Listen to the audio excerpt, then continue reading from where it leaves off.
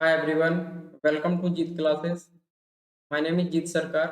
आज के लेक्चर में हम बात करेंगे एबीसी ट्रांसपोर्टर के बारे में। ओके, ये एबीसी ट्रांसपोर्टर होता है, ये प्राइमरी एक्टिव ट्रांसपोर्ट का एग्जांपल है। क्योंकि इसमें भी क्या होता है आपका, जब कभी भी इस एबीसी ट्रांसपोर्टर के थ्रू, एबीसी प्रोटीन के थ्रू कोई भी चीज का ट्रांसपोर्ट होगा तो उसमें क्या होगा, एटीपी की रिक्वायरमेंट होती है।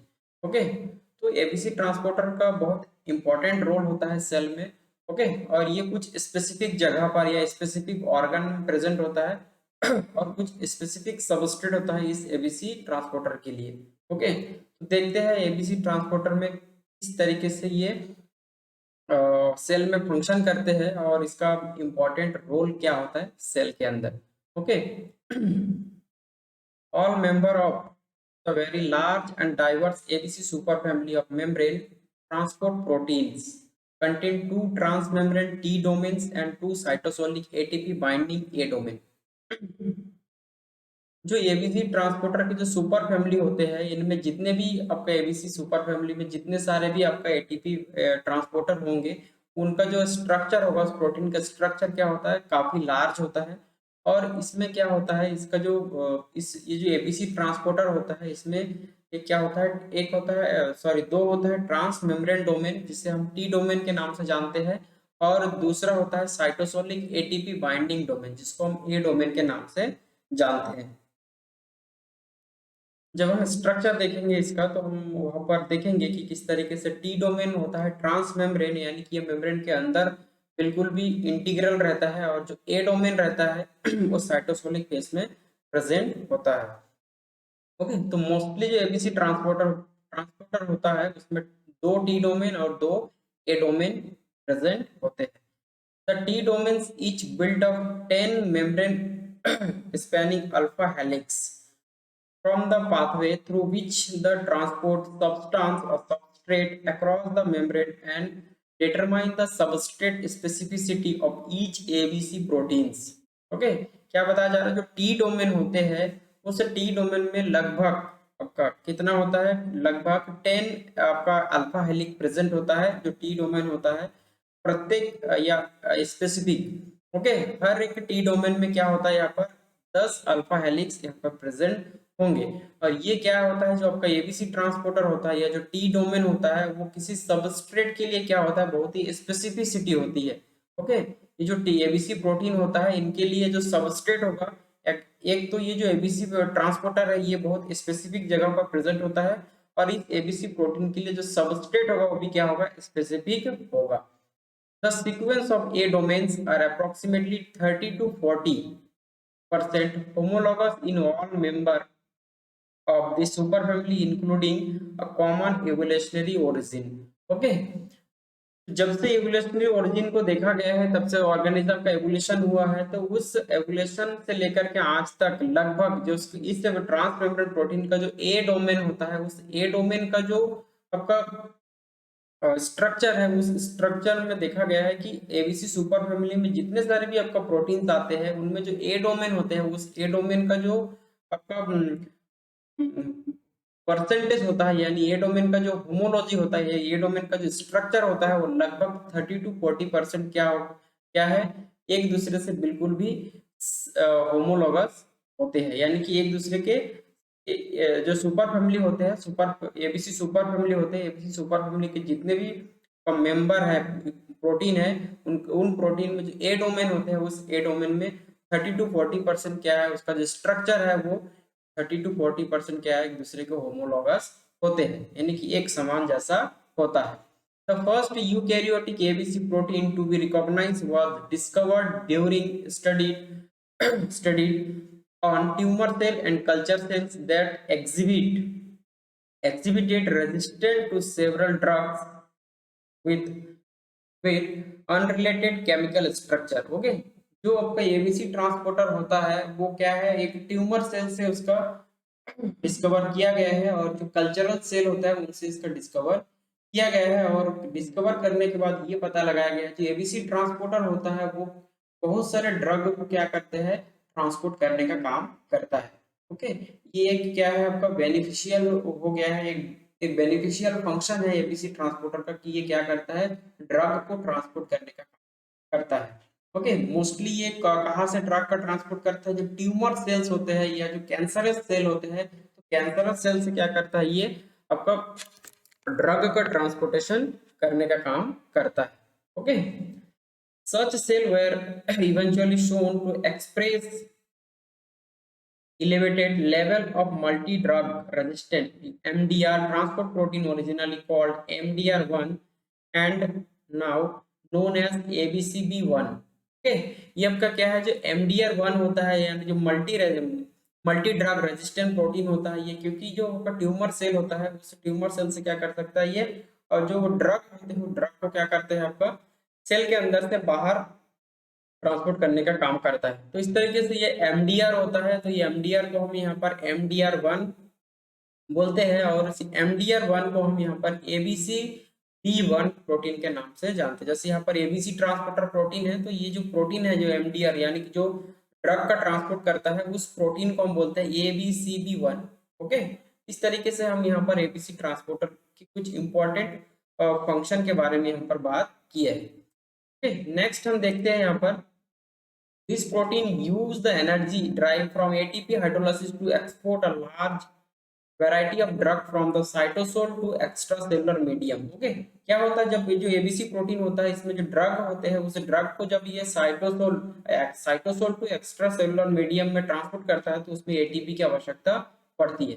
Okay, the MDR1 gene is frequently amplified in multi-drug resistant cell, resulting in a large over production of the MDR protein. Okay, ये जो आपका एमडीआर प्रोटीन होता है ये क्या होता है, ये जो आपका ड्रग होता है, ये क्योंकि मल्टी रेजिस्टेंट होता है ड्रग के लिए। ओके, तो कोई भी ट्यूमर सेल है यदि आप उसमें क्या करोगे, यदि कोई ड्रग अगर ट्यूमर सेल को मारने के लिए या ट्यूमर सेल को डिग्रेड करने के लिए कोई ड्रग बाहर से दिया जा रहा है, तो इसका एक ड्रॉबैक ये होता है कि जो आपका एमडीआर1 होता है, जो एमडीआर1 प्रोटीन होता है, ये क्या होता है उस ड्रग को क्या कर सकते हैं, ये क्या कर देते हैं आपका साइटोसोल टू क्या कर देते हैं आपका एक्स्ट्रा सेलुलर मेम्ब्रेन पे ये क्या कर देते हैं ट्रांसपोर्ट कर देते हैं, जिसके वजह से ट्यूमर का जो ग्रोथ रेट है वो कम नहीं हो पाता है। Okay, the substrate binding cavity formed by ABCB1 is large. Okay, जो सबस्ट्रेट बाइंडिंग कैविटी होता है आपका, जो आपका MDR1 होता है प्रोटीन, उसका जो कैविटी होता है काफी लार्ज होता है। Some of the amino acid that line inactive, mainly tyrosine and phenylalanine, have aromatic side chain, allowing ABCB1 to bind multiple type of hydrophobic ligands। Okay, क्या होता है इसमें आपका ये जो आपका और ये जो आपका बाइंडिंग कैविटी होता है इसमें मेनली टायरोसिन और फिनाइलएलानिन जो अमीनो एसिड होता है, अमीनो एसिड का रेसिड्यू उसमें प्रेजेंट होता है जो ABCB1 प्रोटीन होता है। ओके, और ये क्या कर सकते हैं किसी भी हाइड्रोफोबिक लिगेंड के साथ क्या कर सकता है, ये बाइंड कर सकता है।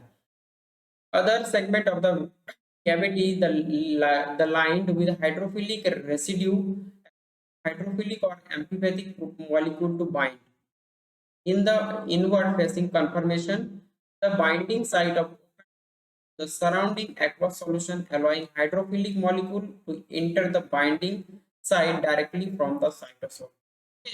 इसमें क्या होता है जो आपका जो ABCB1 प्रोटीन जो होता है, ये एबीसी ट्रांसपोर्टर प्रोटीन जो होता है, ये क्या कर सकता है आपको जो हाइड्रोफिलिक रेसिड्यू होता है, हाइड्रोफिलिक रेसिड्यू से हाइड्रोफिलिक और मॉलिक्यूल को क्या कर सकते हैं बाहर कर सकते हैं, या ये क्या कर सकते हैं आपका एम्फीपैथिक नेचर के होते हैं, यानी कि हाइड्रोफिलिक और हाइड्रोफोबिक दोनों मॉलिक्यूल को क्या कर सकते हैं ट्रांसपोर्टेशन कर सकते हैं cytosol to extracellular membrane. Okay, इसके बाद यहाँ पर देखते हैं कुछ about 50 different mammalian ABC protein are now recognize. कम यहाँ पर अप्रोक्सीमेटली 50 टाइप के क्या है, यहाँ पर 50 टाइप के क्या डिफरेंट टाइप के आपका एबीसी प्रोटीन का डिस्कवर हो चुका है। इसका चार्ट हम देखेंगे कि किस तरीके से यहाँ पर एबीसी जो ट्रांसपोर्टर प्रोटीन होता है उसका टाइप क्या क्या हो सकता है। In eukaryotic cell ABC protein localize not only the plasma membrane but also the membranes of many intracellular organelles। Okay, क्या होता है यहाँ पर जो एबीसी प्रोटीन होता है ये सिर्फ यूकैरियोटिक के प्लाज्मा मेम्ब्रेन पे ही नहीं देखा गया है, और भी बहुत सारे ऑर्गेनल्स होते हैं बॉडी में, बहुत सारे ऐसे ऑर्गन होता है, और उस ऑर्गन के अंदर बहुत सारे ऐसे ऐसे ऑर्गेनेल्स होते हैं सेल के अंदर, जिसमें भी क्या होता है, एबीसी ट्रांसपोर्टर प्रोटीन प्रेजेंट होते हैं। Several are expressed in the liver, intestine and kidneys, site where natural toxic and waste product are removed from the body. Okay, क्या होता है ये आपका कहाँ कहाँ पर प्रेजेंट हो सकता है? नॉर्मली जो लीवर होता है, इंटेस्टाइन और किडनी, यहाँ पर क्या होता है, नॉर्मली ये एबीसी जो प्रोटीन होता है प्रेजेंट होता है, और इसका काम क्या होता है, जो टॉक्सिक मटेरियल होता है सेल के अंदर, उस टॉक्सिक मटेरियल जो वेस्ट प्रोडक्ट होता है, उस प्रोडक्ट को क्या कर सकता है, ये सेल के अंदर से बाहर की तरफ ट्रांसपोर्ट कर देते हैं। Substrate for this ABC protein include sugars. Okay, अब देखते हैं कि जो एबीसी प्रोटीन होता है उनका सबस्ट्रेट क्या क्या हो सकता है। तो एक है शुगर हो सकता है, अमाइनो एसिड हो सकता है, कोलेस्ट्रॉल हो सकता है, बाइल एसिड हो सकता है, फॉस्फोलिपिड हो सकता है, पेप्टाइड हो सकता है, प्रोटीन्स हो सकता है, टॉक्सिन हो सकता है, and foreign substance. Foreign substance means जो बैक्टीरिया वगैरह होते हैं या अदर पार्टिकल जो होते हैं, वो इस तरीके से एबीसी प्रोटीन का सबस्ट्रेट हो सकता है। The normal function of ABCB1 most likely is to transport various natural and metabolic toxin into the bile and intestinal lumen for the excretion. Okay, excretion or into the urine being formed in the kidney. Okay, जो ABCB1 protein होता है ये क्या करता है, बहुत सारे आपका जो टॉक्सिन मटेरियल होता है, जो मेटाबॉलिक टॉक्सिन होता है, या जो बाइल होता है इंटेस्टाइन में, ओके, जो बाइल जूस होता है इंटेस्टाइन ल्यूमन में, उस बाइल को क्या करता है, ये क्या करता है, ये किडनी जो ओके जो बाइल होता है वो किडनी के थ्रू क्या कर सकता है, यूरिन के थ्रू क्या कर सकता है, इसका मूवमेंट या एक्सक्रीशन कर सकता है। ओके, ये एबीसी प्रोटीन होता है, इस तरीके से इसका फंक्शन देखा गया है। ओके, यहाँ पर हम कुछ स्ट्रक्चर देखते हैं, एबीसी प्रोटीन का स्ट्रक्चर किस तरीके से होता है। आप देख सकते हैं यहाँ पर ये एबीसी प्रोटीन का स्ट्रक्चर होता है। तो mechanism proposed for the coupling of ATP hydrolysis to transport substrate binding to operate a transport of the cytoplasmic site and ATP bound with the NBD, okay, nucleotide binding domain। जो NBD होता है, इसमें देखिए दो प्रकार का इसमें क्या होता है, आपका प्रोटीन प्रेजेंट होता है। ओके, एक होता है टी डोमेन जिसको बोलते हैं हम ट्रांस मेम्ब्रेन डोमेन, जिसको हम टीएमडीएस बोलते हैं, और आपका जो न्यूक्लियोटाइड बाइंडिंग डोमेन होता है उसको हम एनबीडी के नाम से जानते हैं। One substrate binding and ATP hydrolysis to ADP, a conformational change expose the substrate to the outside surface and the lower of the affinity of the transporter for the substrate diffuse away from the transport and into the extracellular space। Okay, यहाँ पर दो condition दिखाया गया है। देखिए, एक तो यह ये जो ट्रांस देखिए है मेम्ब्रेन के स्ट्रक्चर, मेम्ब्रेन के स्ट्रक्चर में ये जो रॉड लाइक स्ट्रक्चर दिखाई दे रहा है, ये है ट्रांस मेम्ब्रेन डोमेन, या कि दो टी डोमेन इस तरीके से प्रेजेंट होता है।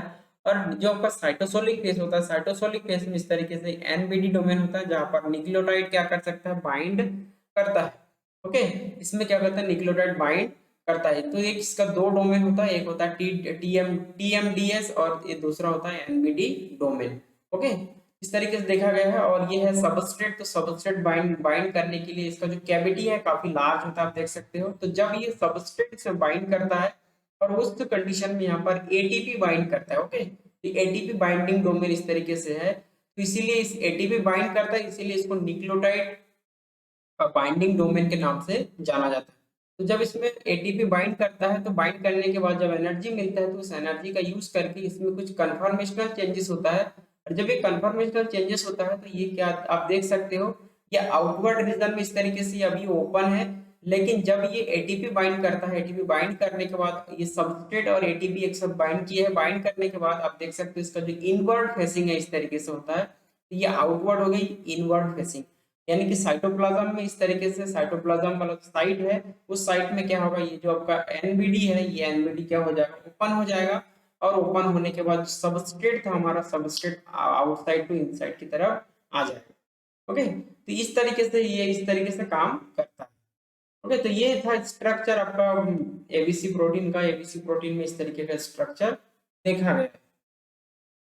अब हम बात करते हैं कुछ इंपॉर्टेंट एबीसी प्रोटीन के बारे में। ओके, जो एबीसी ट्रांसपोर्टर होता है, कुछ सिलेक्टेड ह्यूमन आरबीसी प्रोटीन होता है। इसमें एक आरबीसी को हम सॉरी यहाँ पर selected human ABC proteins. Okay, कुछ ह्यूमन में कुछ इस तरीके का एबीसी प्रोटीन देखा गया है।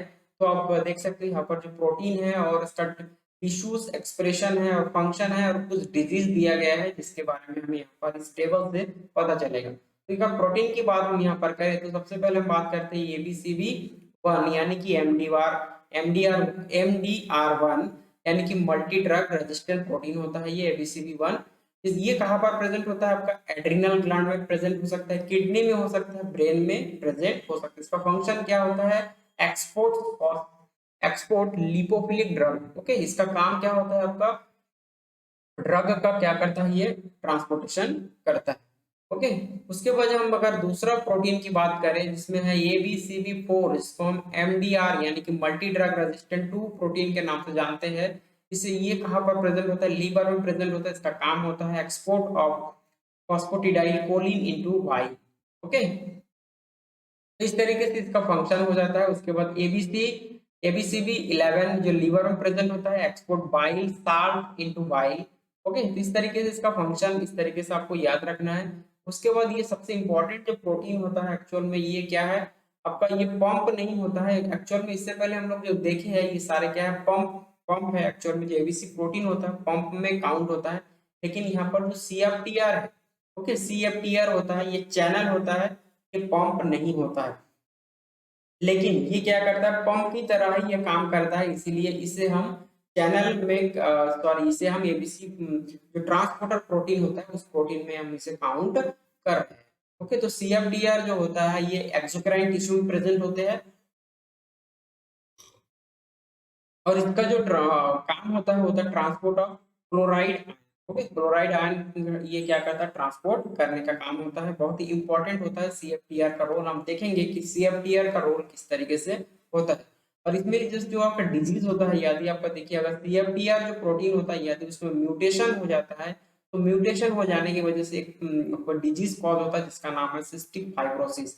ओके, यहाँ पर सिस्ट का फॉर्मेशन होता है और जो CFTR जो प्रोटीन होता है जो फाइब्रस प्रोटीन होता है उसमें क्या होता है? ये म्यूटेशन हो जाता है, उस जीन में म्यूटेशन हो जाता है जिसके वजह से ये जो सिस्टिक फाइब्रोसिस होता है ये सिस्टिक फाइब्रोसिस डिजीज हो जाता है। बहुत ही इंपॉर्टेंट है ये। उसके बाद है ABCD1, ये है यूबिक्विटस होता है, ये हर जगह पर लगभग पाया जाता है। इसका ये अगर आप रोल देखें तो influence activity of peroxisomal enzyme to oxidize very long chain fatty acid. Okay, इस तरीके से इसका फंक्शन देखा गया है। जैसे इसका अगर अगर एबीसीडी वन प्रोटीन अगर म्यूटेशन हो जाएगा तो LDL, ओके, ADL इस तरीके से आपका एड्रीनो ल्यूकोडिस्ट्रॉय डिस्ट्रॉफी। ओके, ये एक डिजीज का नाम है आपका एड्रीनो ल्यूकोडिस्ट्रॉफी डिजीज हो जाता है। तो ये आपको याद ध्यान में रखना है। ओके, तो इस तरीके से आपको बहुत सारे यहाँ पर प्रोटीन मिल जाएगा। जैसे कि एक इंपॉर्टेंट प्रोटीन जैसे कि ये है ABCA1 जो प्रोटीन है ये भी हर जगह पर प्रेजेंट होते हैं, लेकिन इसका जो काम क्या होता है? Export cholesterol and phospholipid for Uptake into high density protein, sorry high density lipoprotein. Okay, तो ये इस तरीके से एसडीएल प्रोटीन में इस तरीके से कोलेस्ट्रॉल और फॉस्फोलिपिड का ट्रांसपोर्ट करने में या उसका अपटेक करने में ये क्या करता है? हेल्प करता है। और यदि ABCA1 प्रोटीन में यदि म्यूटेशन हो जाएगा तो यहाँ पर एक डिजीज होता है जिसका नाम है टेंजियर्स डिजीज। ओके, ये बहुत ही इंपॉर्टेंट है। तो ये एक होता है सिस्टिक फाइब्रोसिस, ये आपको याद रखना है। दूसरा आपका है ADL और तीसरा जो होता है यहाँ पर ये टेंजियर्स डिजीज। ये कई बार CSR के क्वेश्चन में पूछा गया है, यहाँ से कंपैरिजन या कंपैरेटिव क्वेश्चन के फॉर्म में अभी भी पूछा जा सकता है। तो ये चार्ट याद रखना है। तो इस तरीके से बहुत सारे ABC प्रोटीन प्रेजेंट होते हैं और उनका जो टिश्यू यानी कहाँ पर प्रेजेंट होगा उसका फंक्शन और उस ABC प्रोटीन के म्यूटेशन होने की वजह से जो डिजीज कॉज होता है उस डिजीज को यहाँ पर आपको देखना है। ओके, इस तरीके से ये ABC प्रोटीन का कुछ कुछ इंपॉर्टेंट इंफॉर्मेशन था। अब हम बात करते हैं कुछ ABC प्रोटीन जो क्या कर सकता है। Certain ABC protein flip phospholipid and other lipid soluble substrate from the on membrane leaflet to the other। Okay, यहाँ पर क्या है? जो आपका ABC प्रोटीन होता है आप देख सकते हैं यहाँ पर ये ABC प्रोटीन जिसका T डोमेन है, 2 T डोमेन है जो कि मेम्ब्रेन के अंदर एकदम से बिल्कुल अंदर की तरफ है और उसके बाहर साइटोप्लाज्म में क्या है? इस तरीके से A डोमेन है जिसमें क्या होता है? ATP बाइंडिंग करता है। तो ये जो आपका एबीसी प्रोटीन होता है, ये फॉस्फोलिपिड का ट्रांसफर किस तरीके से कर सकता है, आप देख सकते हो ये है चार्ज एंड। ओके, ये फॉस्फोलिपिड है इस तरीके से। ओके, तो इस तरीके से ये क्या है, हाइड्रोफोबिक एंड होता है। ओके, ये आपका लिपिड है, एक लिपिड का ये जो आपका हेड वाला पोर्शन है वो चार्ज होता है, और जो आपका टेल वाला पोर्शन होता है हाइड्रोकार्बन का, ये क्या होता है, हाइड्रोफोबिक नेचर के होते हैं। तो फर्स्ट में क्या होता है, देखिए यहाँ पर फर्स्ट में क्या हो रहा है, फर्स्ट में सिर्फ ये जो आपका लिपिड होता है, इस लिपिड मेम्ब्रेन के साथ बाइंड करता है। एक्चुअल में ये लिपिड का ट्रांसपोर्टेशन किस तरीके से होता है वो हमें ध्यान में रखना है। ओके, क्योंकि यहाँ पर फ्लिप रिएक्शन हो रहा है, यानी कि साइटोसोल से यदि कोई भी लिपिड का ट्रांसपोर्टेशन कहाँ पर होगा, यदि एक्सटीरियर में होगा तो उस कंडीशन को बोलते हैं फ्लिप। तो दो कंडीशन होता है, एक तो फ्लिप होता है, दूसरा होता है फ्लॉप। ओके, तो यहाँ पर फ्लिप वाला मूवमेंट हो रहा है, यानी कि साइटोसोल से कोई भी लिपिड, साइटोसोलिक पोर्शन से कोई भी लिपिड कहाँ पर जाएगा, एक्सटीरियर पोर्शन में जाएगा। तो उस कंडीशन में आप देख सकते हैं यहाँ पर लिपिड पहले इस तरीके से मेम्ब्रेन के साथ बाइंड होगा। दूसरे कंडीशन में क्या होगा, इस टी डोमेन के अंदर वाला पोर्शन में क्या होगा, ये बाइंड करेगा। ओके, इस तरीके से ये जब ये टी डोमेन के साथ बाइंड करेगा, जो थर्ड कंडीशन है, थर्ड कंडीशन में टी डोमेन के साथ बाइंड करने के बाद ये क्या हो जाएगा, आपका लगभग 180 डिग्री इसका रोटेशन हो जाएगा। ओके, तो आप देख सकते हो पहले इस तरीके का उसका मतलब मूवमेंट था, अब जैसे ही वो 180 डिग्री इसका रोटेट हो जाएगा तो जो क्या हो जाएगा, वो इस तरीके का मूवमेंट शो करेगा, और इस तरीके से ये क्या हो जाएगा, फॉस्फोलिपिड का ट्रांसपोर्टेशन हो जाएगा। ओके, तो ये साइटोसोल टू आपका एक्सटीरियर में इस तरीके से लिपिड का क्या कर सकते हैं, ये ट्रांसपोर्टेशन कर सकते हैं। ओके, इस ये कुछ इंपॉर्टेंट फंक्शन था एबीसी ट्रांसपोर्टर प्रोटीन के बारे में। उसके बाद हम देखते हैं यहाँ पर जो एबीसी ट्रांसपोर्टर होता है, वो जो सिस्टिक फाइब्रोसिस जो होता है, उस सिस्टिक फाइब्रोसिस जो चैनल होता है, एक्चुअल में सिस्टिक फाइब्रोसिस जो प्रोटीन होता है वो एक्चुअल में चैनल के फॉर्म में काम करता है, वो कोई पंप नहीं है। तो किस तरीके से ये सिस्टिक फाइब्रोसिस और प्रोटीन काम करता है उसके बारे में थोड़ा सा डिटेल से बात करना है, क्योंकि ये बहुत इंपॉर्टेंट है एबीसी प्रोटीन के बारे में। Okay, the ABC cystic fibrosis transmembrane regulator is the chloride channel not a pump. Okay, ये जो सिस्टिक फाइब्रोसिस आपका रेगुलेटर प्रोटीन होता है, ये क्या होता है, क्लोराइड चैनल होता है ये। ओके, इसको हम एबीसी काउंट कर रहे हैं। ओके, तो एबीसी प्रोटीन के अंदर हम इसको काउंट कर रहे हैं, तो ये क्या होता है, चैनल होता है, ये पंप नहीं होता है। Several human genetic disease are associated with the defective ABC protein. बहुत सारे जेनेटिक डिजीज हो सकता है। इससे पहले हम लोग जो चार्ट है, उस चार्ट में हम लोग यहाँ पर आप देख सकते हो, इस चार्ट में हम लोग बहुत सारे डिजीज के बारे में यहाँ पर बात की है कि अगर इस एबीसी प्रोटीन में यदि म्यूटेशन हो जाएगा तो कितने प्रकार से इसमें डिजीज कॉज हो सकता है। तो उस चीज के बारे में यहाँ पर हमें बात करना है। ओके, तो सेवरल ह्यूमन जेनेटिक डिसऑर्डर, जो ये क्या होता है, जेनेटिक डिसऑर्डर होता है, जैसे कि आप सिस्टिक फाइब्रोसिस है, ये क्या है, जेनेटिक डिसऑर्डर हो जाता है। सिस्टिक फाइब्रोसिस के बारे में डिटेल से बात करेंगे, क्यों होता है, कैसे होता है, कहाँ पर होता है। तो इस तरीके से यदि एबीसी प्रोटीन में यदि म्यूटेशन हो जाएगा तो बहुत सारे प्रकार के डिजीज कॉज कर सकते हैं। The best studied and most widespread the cystic fibrosis caused by a mutation in the gene coding by the cystic fibrosis transmembrane regulator। CFTR का फुल फॉर्म होता है cystic fibrosis transmembrane regulator। Okay, क्योंकि ये जो आपका cystic fibrosis जो protein होता है उसमें एक आर डोमेन होता है जिसको हम रेगुलेटर प्रोटीन के नाम से जानते हैं। तो टोटल यहाँ पर क्या होता है, जो आपका ट्रांसमेम्ब्रेन जो प्रोटीन होता है, जो फाइब्रोसिस जो प्रोटीन होता है, उस फाइब्रोसिस प्रोटीन को बनाने के लिए जो जीन होता है, उस जीन में क्या हो जाता है, म्यूटेशन हो जाता है। और यदि उस जीन में म्यूटेशन हो जाएगा तो प्रोटीन नहीं बनेंगे। ओके, या प्रोटीन बनेंगे तो क्या होगा, म्यूटेशन या म्यूटेटेड प्रोटीन होगा, और म्यूटेटेड प्रोटीन यदि बनेगा तो सेल में अच्छे से काम नहीं करेगा, और ये सेल में काम नहीं करेगा तो उसके वजह से क्या हो सकता है, डिजीज कॉज हो सकता है। ओके, इस तरीके से आप देख सकते हो यहाँ पर जो आल्सो कॉल्ड, यहाँ पर बताया गया है ABCC7। ओके, जो एबीसी प्रोटीन होता है, और ये एबीसीसी का मतलब होता है एबीसी, एबीसी प्रोटीन होता है, और ये C7 का मतलब होता है, ये जो आपका सिस्टिक फाइब्रोसिस होता है, ये क्रोमोसोम नंबर 7 पे प्रेजेंट होता है इसका जीन। तो क्रोमोसोम नंबर 7 पे जो जीन प्रेजेंट है आपका सिस्टिक फाइब्रोसिस का, क्रोमोसोम 7 के जो सिस्टिक फाइब्रोसिस का जीन है, उस जीन में यदि म्यूटेशन हो जाएगा तो डिजीज कॉज हो सकता है। Like other ABC protein, CFTR was two transmembrane domain T domain and two cytosolic A domain और ATP binding domain। इससे पहले भी हम लोग बात किए हैं कि दो ट्रांसमेम्ब्रेन डोमेन होता है और दो A डोमेन होता है, जिसमें क्या होता है ATP बाइंडिंग साइट होता है। CFTR contain additional R domain, जिसको हम एक इसमें एडिशनल आर डोमेन होता है जिसको हम रेगुलेटरी डोमेन के नाम से जानता है और जाने जाते हैं। और ये जो आपका रेगुलेटरी डोमेन होता है ये कहाँ पर प्रेजेंट होता है? On the cytosolic face Erling the two homologous have to have of the protein creating an overall domain organization of T1 A1 R T2 A2। Okay, तो ये जो आपका आर डोमेन होता है ये कहाँ पर प्रेजेंट होता है? आप देख सकते हो यहाँ पर एक्चुअल में जो आर डोमेन होता है, क्योंकि जो CFTR प्रोटीन होता है उसमें एक तो दो ट्रांसमेम्ब्रेन डोमेन होता है और दो ATP बाइंडिंग डोमेन होता है। ओके, तो आपको यहाँ पर जो देखिए यहाँ पर किस तरीके से यहाँ पर जो आर डोमेन होता है कहाँ पर प्रेजेंट होगा? एक तो T1 A1। ओके, तो यदि हम इस तरीके से इस स्ट्रक्चर को देखें एक बार, तो आप यहाँ पर कंसीडर कर सकते हो कि आर डोमेन किस तरीके से प्रेजेंट होगा। तो ये है हमारा एक T1, ओके, ये T2 है। T1 के साथ आपका A1 जुड़ा हुआ है, ये इस तरीके से ये डोमेन है। तो ये T1 हो गया, ये A1 हो गया है, ये T2 हो गया, ये A2 हो गया है। और ये जो T1 A1 और T2 A2 है, इनके बीच में यहाँ पर क्या होगा? आपका आर डोमेन प्रेजेंट होगा। ओके, इस तरीके से बताया जा रहा है यहाँ पर। इस तरीके से इसका जो स्ट्रक्चर बनेगा वो कुछ इस तरीके से यहाँ पर बताया जा रहा है। T1 A1 और उसके बाद T2 A2, उस जो T1 A1 और T2 A2 के बीच में क्या होगा? आर डोमेन प्रेजेंट होगा, जो कि बहुत ही इंपॉर्टेंट होती है।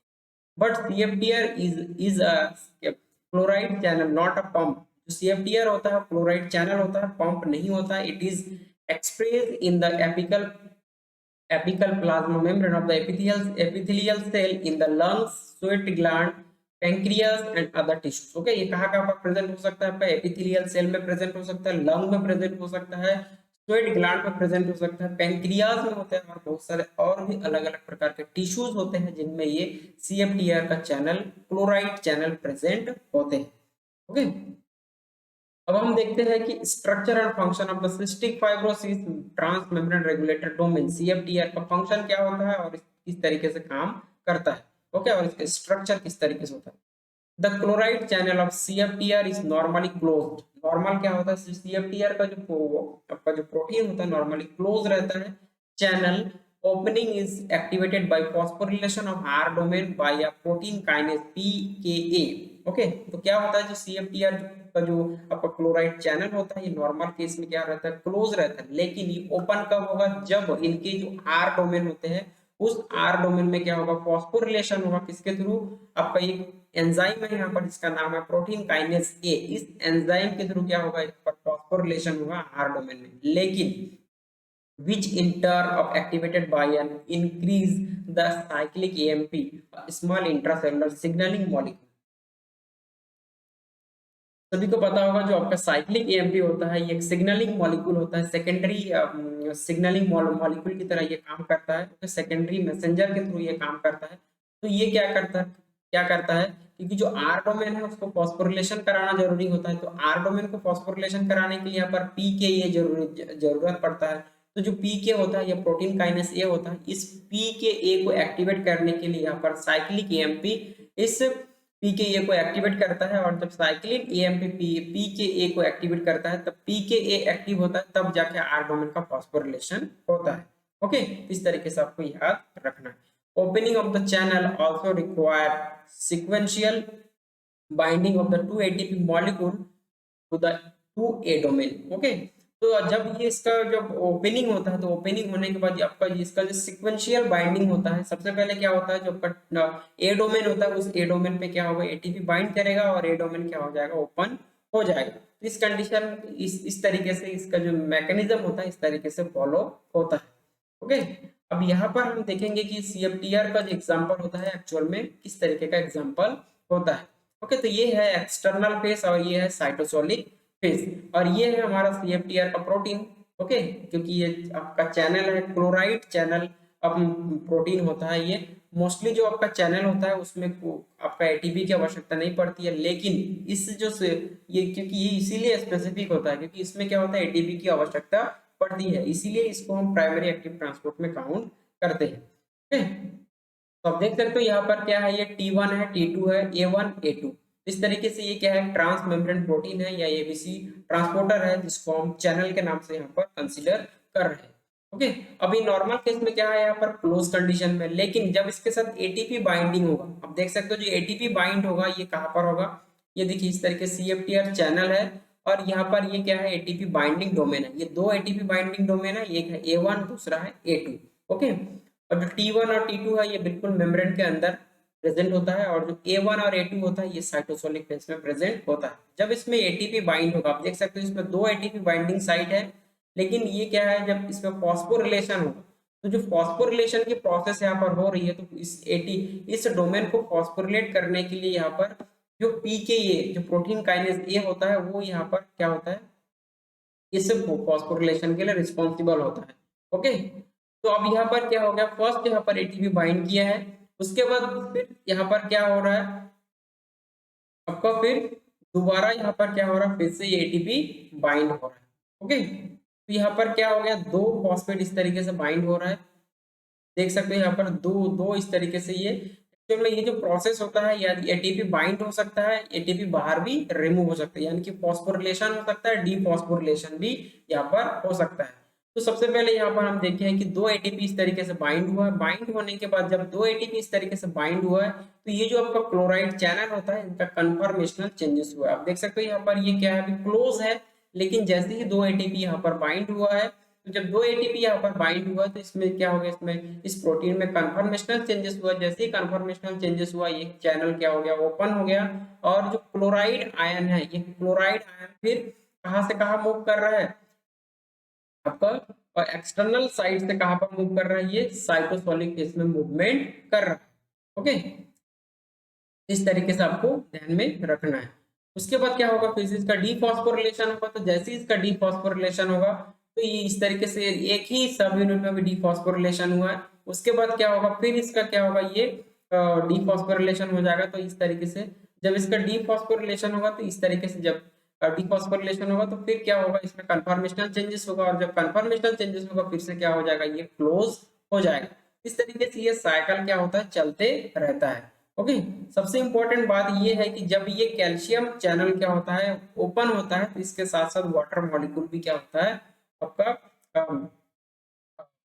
बाहर की तरफ मूवमेंट करता है। ओके, सबसे इंपॉर्टेंट बात है कैल्शियम के साथ साथ यहाँ पर वाटर मॉलिक्यूल भी क्या होता है बाहर की तरफ मूवमेंट करता है।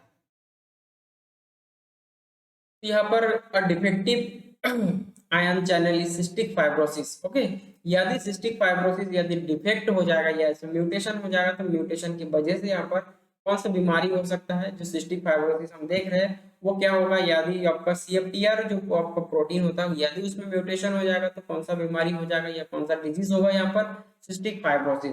Okay, cystic fibrosis is a serious inherited disease. Okay, एक ऑटोसोमल रिसेसिव डिजीज होता है।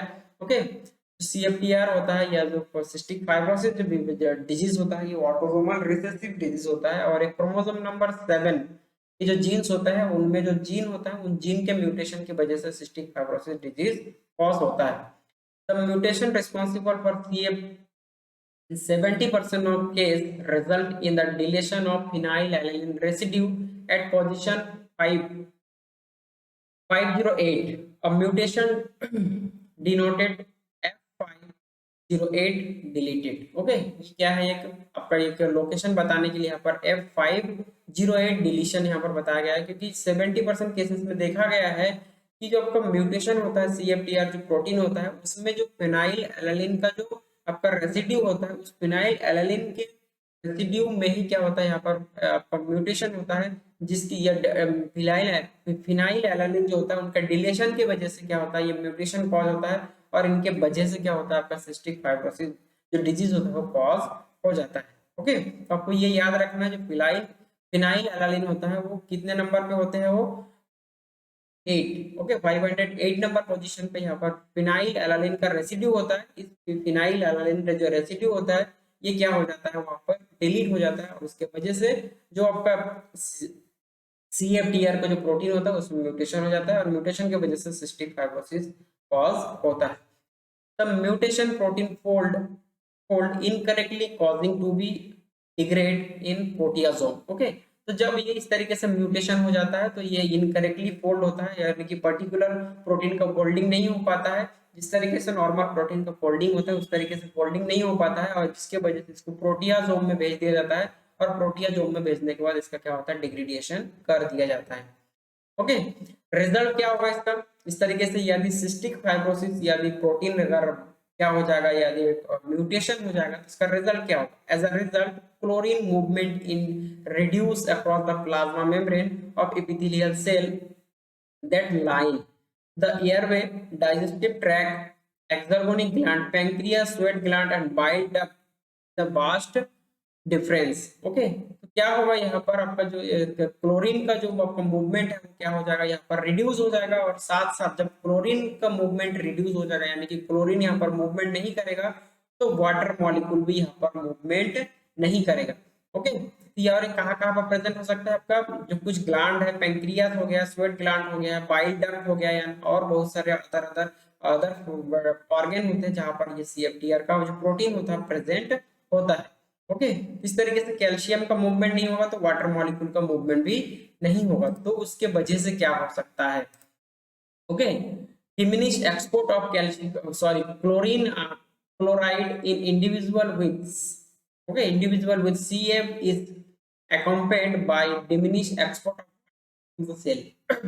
तो ये होता है कि जो आपका जो यदि डिमिनिश का मतलब होता है कि कम हो जाना, जब यदि क्लोराइड आयन क्या होगा, क्लोराइड आयन का मूवमेंट नहीं होगा तो उसके वजह से यहाँ पर वाटर मॉलिक्यूल का एक्सपोर्ट भी नहीं होगा, जिसके वजह से यहाँ पर क्या होगा, causing the mucus mucus on cell surface to become dehydrated, thick and excessively sticky। Okay, जो म्यूकस होता है, क्योंकि सेल के बाहर क्या होता है, म्यूकस होता है जो बिल्कुल भी क्या होता है, एक चिपचिपा एक क्या होता है, एक पदार्थ होता है, सब्सटेंस होता है जो क्या कर सकता है, कोई भी वायरस हो गया, कोई भी आउटर पार्टिकल होता है जिसको क्या कर सकता है अपने अंदर और उसको इंसर्ट करके उस चीज को क्या कर सकते हैं, वो डिग्रेडिएट कर सकते हैं। ओके, तो यदि क्या होगा, यहाँ पर म्यूकस थिक हो जाएगा यानी कि अब क्लोराइड आयन यदि बाहर की तरफ नहीं जाएगा तो वाटर मॉलिक्यूल भी नहीं जाएगा, जिसके यदि वाटर मॉलिक्यूल नहीं जाएगा तो म्यूकस क्या होगा, थिक हो जाएगा, स्टिकी हो जाएगा यानी कि वो डिहाइड्रेट हो जाएगा। ओके, इसके वजह से क्या होगा, वहां पर बहुत सारे बैक्टीरिया होता है, उस बैक्टीरिया क्या कर सकते हैं, ग्रोथ कर सकते हैं और ग्रोथ करने से यहाँ पर क्या होगा, जो सिस्टिक फाइब्रोसिस होता है, फाइब्रोसिस का जो डिजीज है वो डिजीज कॉज हो जाएगा। Okay, in normal circumstances cilia on the epithelial cell leaning the linear surface of the lung। Okay, अगर हम लंग की बात करें तो लंग में क्या होता है, म्यूकस का जो म्यूकस होता है वो एक सिलिया लाइक स्ट्रक्चर होता है एपिथेलियल सेल में, सिलिया यानी कि छोटे छोटे सिलिया लाइक स्ट्रक्चर होते हैं, उसमें म्यूकस होता है, उस म्यूकस क्या होता है, लीनियर शेप में प्रेजेंट होता है जो कि बहुत ही इंपॉर्टेंट फंक्शन प्ले रोल करता है। कुछ फॉरेन पार्टिकल हो गया, कोई बैक्टीरिया हो गया तो उनको किल करने का काम करता है। ओके, तो अब यहाँ पर बताया जा रहा है lung surface of lung constantly sweep away bacteria that settle in this mucus, but the thick mucus is individual with CFTR hinders this process, providing a having in the lung for pathogenic bacteria। Okay, क्या बताया जा रहा है यहाँ पर, normal condition में जो आपका म्यूकस होता है वो लीनियर फॉर्म में रहता है, लेकिन यदि आपका यहाँ पर लंग में क्या होगा, यदि CFTR का जो प्रोटीन होता है वो यदि वो म्यूटेट हो जाएगा तो जिसके वजह से क्लोराइड आयन और वाटर मॉलिक्यूल का मूवमेंट नहीं होगा, जिसके वजह से क्या होगा, ये जो आपका म्यूकस होगा ये क्या हो जाएगा, थिक हो जाएगा और जिसके वजह से यहाँ पर क्या होगा, लंग में इन्फेक्शन हो जाएगा। कुछ पैथोजेनिक बैक्टीरिया है, जो पैथोजेनिक बैक्टीरिया होता है ये बैक्टीरिया क्या हो जाएगा, वहां पर ग्रो करेंगे और लंग में इन्फेक्शन हो जाएगा, जिसके वजह से ऑर्गेनिज्म का डेथ हो सकता है। ओके, तो इस तरीके के ये इन्फेक्शन कॉज कर सकता है। जो पैथोजेनिक बैक्टीरिया होता है वो कौन कौन से बैक्टीरिया हो जाता है, म्यूकस थिक हो जाने से ये पैथोजेनिक बैक्टीरिया वहां पर अटैक कर सकता है। Okay, frequent infection by the bacteria such A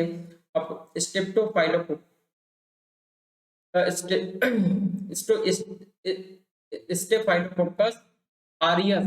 okay, ये पहला बैक्टीरिया क्या है आपका, staphylococcus aureus and the pseudomonas aeruginosa.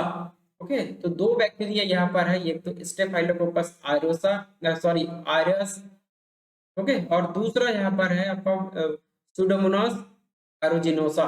Okay, ये दो बैक्टीरिया है, ये दो बैक्टीरिया क्या होता है, म्यूकस थिक हो जाने से वहां पर जाके ये ग्रो करता है, और जिसके वजह से बहुत सारे अलग अलग प्रकार के डिजीज भी हो सकता है। ओके, तो cause progressively damage to the lung and the reduce respiratory infection, eventually resulting the death due to the inadequate lung infection। तो लंग में क्या होता है, इस तरीके का इन्फेक्शन देखा गया है। ओके, जब ये इस तरीके से आपका क्लोराइड आयन और वाटर मॉलिक्यूल का मूवमेंट नहीं होगा, क्योंकि वहां पर सीएफटीआर प्रोटीन क्या हो चुका है, म्यूटेशन हो चुका है, जिसके वजह से यहाँ पर जो म्यूकस है, म्यूकस ठीक हो जाएगा, और ठीक हो जाने के बाद ये जो पैथोजेनिक बैक्टीरिया होता है ये, तो ये वहां पर ग्रो करेगा, और ग्रो करने के बाद क्या कर सकते हैं, डैमेज करेगा लंग को, और जिसके वजह से रेस्पिरेटरी सिस्टम क्या हो जाएगा आपका, डैमेज हो जाएगा। और जब रेस्पिरेटरी सिस्टम डैमेज हो जाएगा तो ऑक्सीजन का कैरी नहीं होगा, जब ऑक्सीजन कैरी नहीं होगा तो ऑर्गेनिज्म का डेथ भी हो सकता है। ओके, तो इस तरीके से ये था हमारा एबीसी प्रोटीन के बारे में कुछ इंफॉर्मेशन। ओके, तो एबीसी प्रोटीन इस तरीके से बहुत ही इंपॉर्टेंट रोल प्ले कर रहे हैं। मोस्ट हम यहाँ पर सिस्टिक फाइब्रोसिस को देखे हैं कि किस तरीके से एबीसी प्रोटीन में यदि आपका सीएफटीआर का जो प्रोटीन होता है वो अगर म्यूटेशन हो जाएगा तो किस तरीके से ये आपका डिजीज कॉज कर सकता है। ओके, तो ये था ओवरऑल प्राइमरी एक्टिव ट्रांसपोर्ट का एग्जांपल। इससे पहले हम लोग बी क्लास पंप, उसके बाद पी क्लास पंप, उसके बाद एफ क्लास पंप के बारे में डिस्कस किए हैं। आज हम लास्ट एबीसी ट्रांसपोर्टर के बारे में डिस्कस कर चुके हैं। ओके, तो इस तरीके से आपको एबीसी ट्रांसपोर्टर को समझना है। और जो लेक्चर मैं आज लिया हूँ, आई होप कि आपको ये लेक्चर समझ में आया होगा। यदि आपको ये लेक्चर समझ में आया होगा तो लाइक शेयर और कमेंट जरूर करें। Thank you.